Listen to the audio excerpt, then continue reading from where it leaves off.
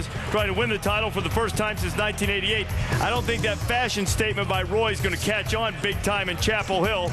Derrick Rose had a stomach ailment on Sunday. He played anyway, and here goes Rose on Russell Robinson. It was his only field goal of the half, Digger. Yeah, he was really stymied at first. They did a great job, only 1 for 4, and that was the difference to why Kansas had a 5-point lead in the first half. Just 3 points in the first half. Kansas, they fell down by 4. Brandon Rush set a couple of picks to get teammates open, and then Sharon Collins, thank you very much, the wrath of Khan. After a timeout, Reese, that one was the timeout call. After the timeout, they like to go to the lob. Joey Dorsey in the open floor with the stuff.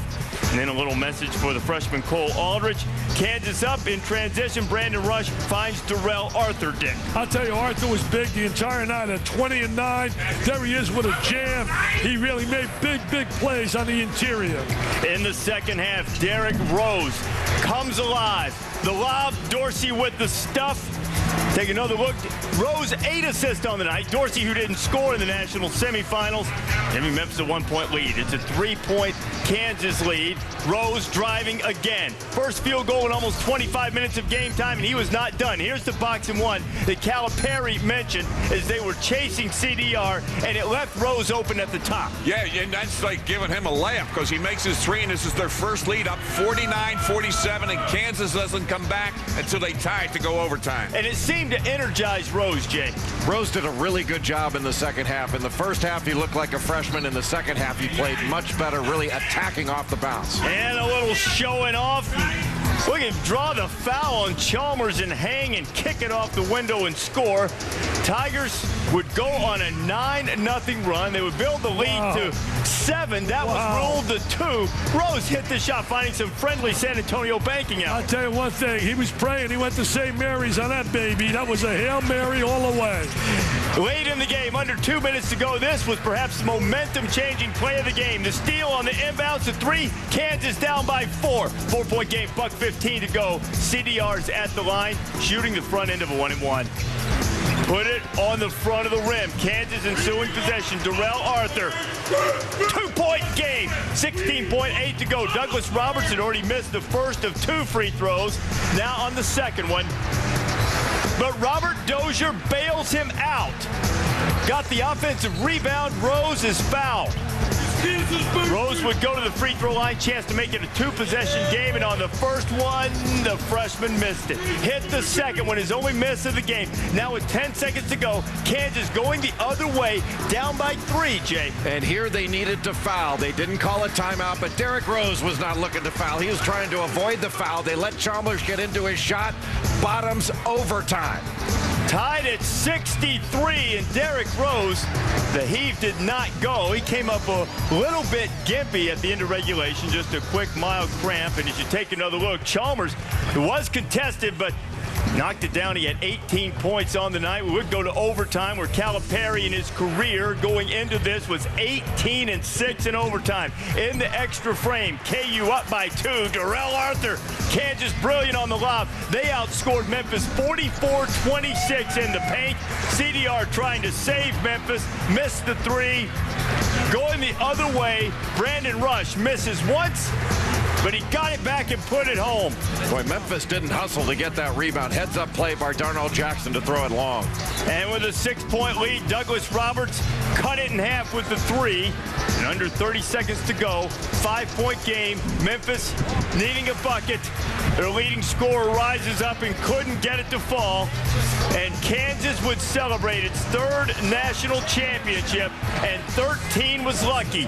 Both teams had 12-game winning streaks coming into the game. Kansas reaches 13, and they are the national champions, snatching one that seemed as if it had been lost with a little over 2 minutes to go. And the Jayhawks are national champions, beating Memphis by a final count of 75-68. A brilliant season, a record-setting season for the Tigers is over. 38 victories, a single-season record. Kansas with 37 wins. That is a school record, and they get the national championship for the 3rd time. Arthur was spectacular with the double-double, 20 and 10. Brandon Rush, solid on defense, and Chalmers was just outstanding and named the most outstanding player of the Final Four. Not only the clutch three, the 4 steals, great on defense, and Bill Self is now at the podium speaking in the news conference after his Jayhawks emerged victorious. It was a fabulous game. Both defenses were great, and neither team got rhythm offensively, and Chris and Derek made some huge plays for them, and then we just labored offensively, but God, we competed hard on every possession, and you know, it's one thing to win, it's another thing to win the way we won, and just no quitting these guys. Questions for the student athletes, front and center. Mario, if you could just go through that last play in regulation leading up to your shot and your emotions afterwards. I think the play was just go flat and have a penetration pitch, and I seen that Sharon kind of fumbled the ball, so I just relocated behind him, and I was able to get a good look at it. Far left. Russell, I mean, being here 4 years and Darnell going out like this, I mean, how does it feel just winning the championship like this and going out like that?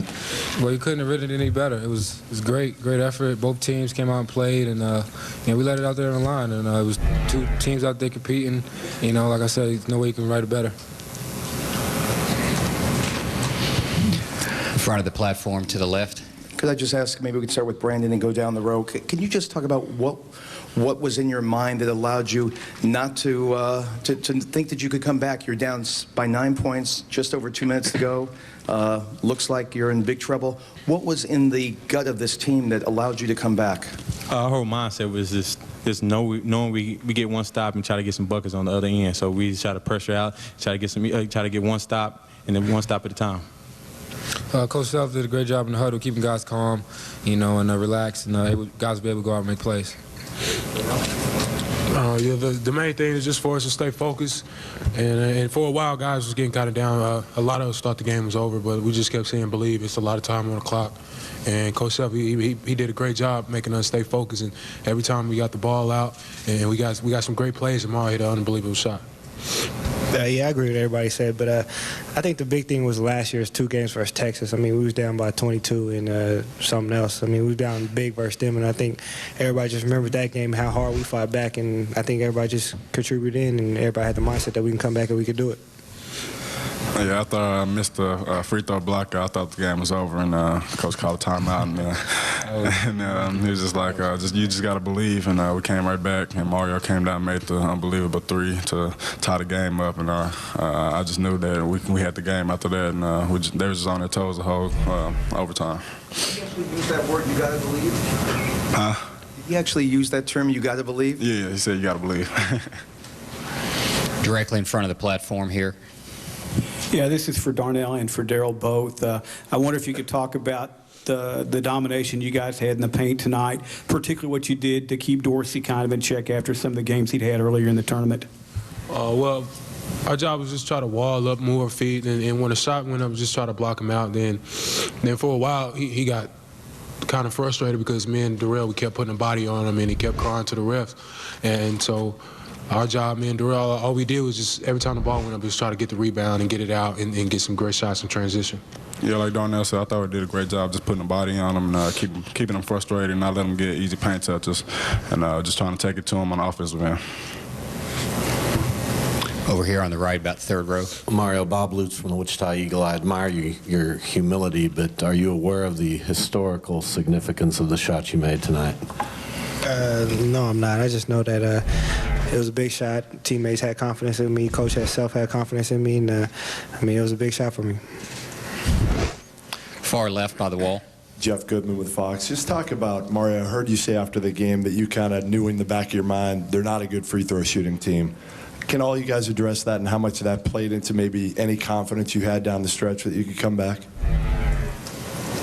Yeah, I mean, all along people have been talking about how bad a free throw shooting team they are, and Coach Self told us to foul a couple of worst shooters, and we got lucky. Chris missed 2 free throws, and Derrick Rose missed 1 free throw, and that was a big thing for us, and we just took that and we ran with it.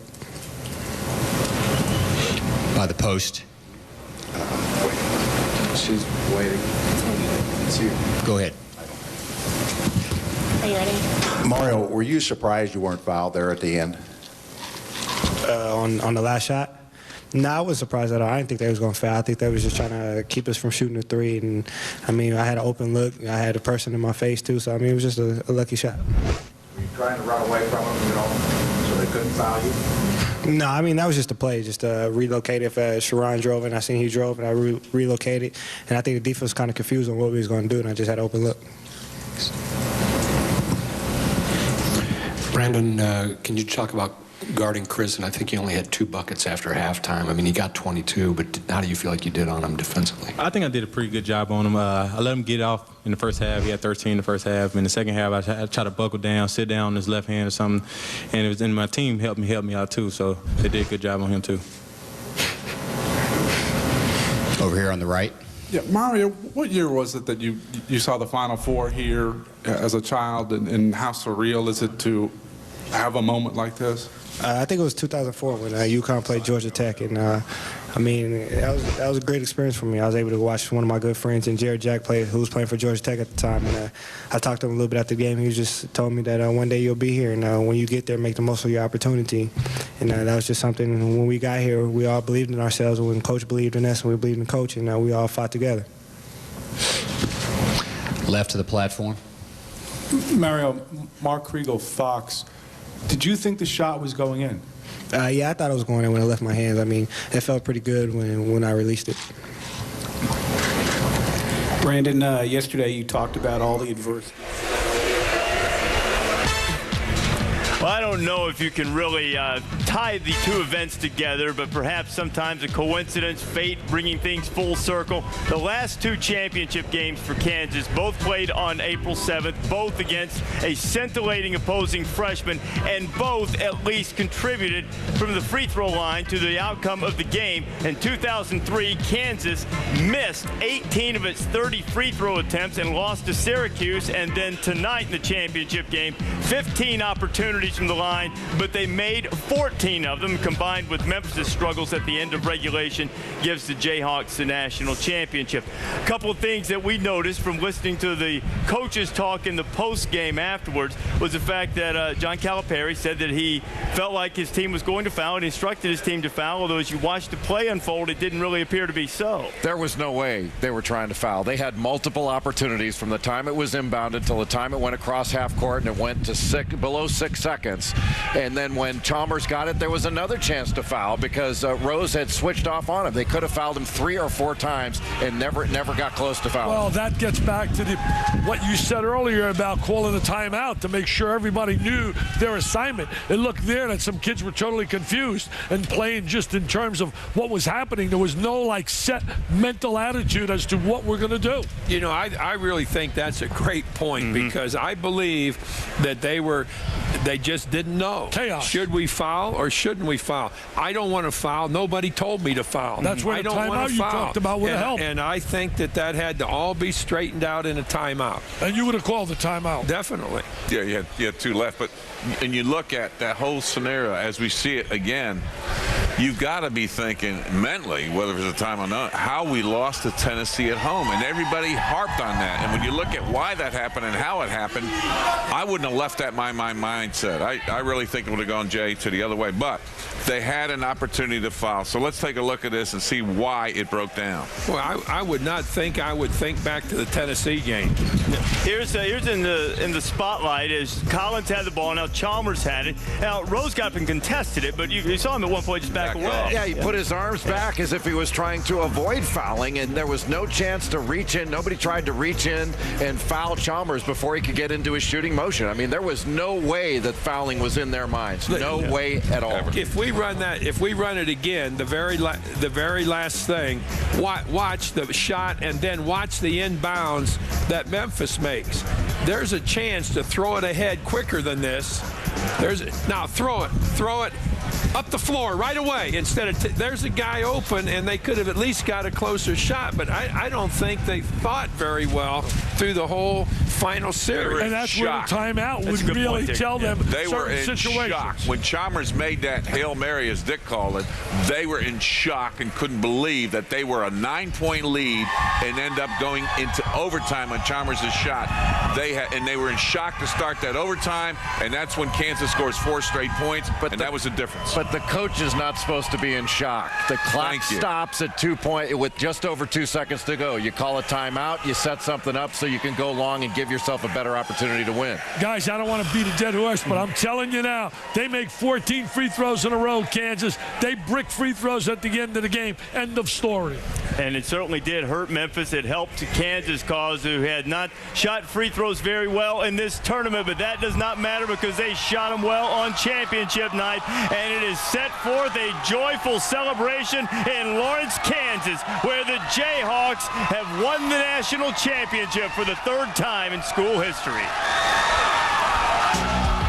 SportsCenter at the Final Four is presented by Cars.com, where confidence comes standard. Last time they partied like that in Lawrence, 20 years and 3 days ago. Danny and the Miracles won it all. A John Anderson essay is always a good listen, especially if you're a Jayhawk. The name on the office door once read Naismith. There's an equally famous, if not more revered name attached to the gym, Fog Allen. Coaching at Kansas comes with expectations, high ones, rooted deep in the soil of college basketball. It was KU where Bill Self first sprouted as a college basketball coach. Freshly graduated out of Oklahoma State, Larry Brown put him in charge of the freshman team. Brown won a national title in 1988 and left for the NBA. Roy Williams took over for 15 successful seasons and left for home. Self then returned to his coaching roots at the campus on the Hill. In his first year in Lawrence, he proved himself again to be an elite coach, losing in the NCAA tournament's Elite 8, just as he had at Tulsa and Illinois. From there, Self's Jayhawks harvested bushels of regular season wins, high rankings, Big 12 conference titles, but the tournament continued to be troublesome. Infamous first-round flameouts against Bucknell and Bradley ruined consecutive marches. The Bradley Braves get it done as Kansas checks out in the first round for the 2nd straight year. Another Elite 8 appearance last spring, excellence by most standards, stepped short for Self and Kansas. Bracket of dreams or bracket of demons. Sometimes a single shot is the distinction between the two.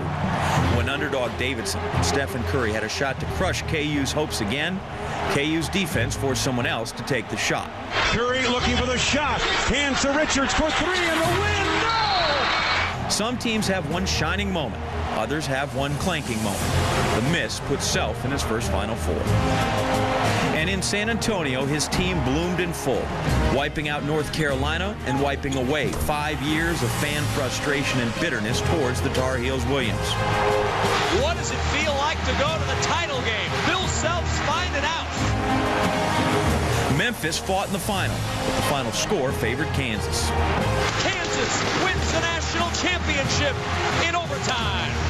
Self-taught, self-motivated, never selfish, a champion and a coach truly putting team before self. The road to the Final Four ended in San Antonio, but it might be just the start for Bill Self. Even at a place where tradition dates back to the inventor of the game, winning will never get old.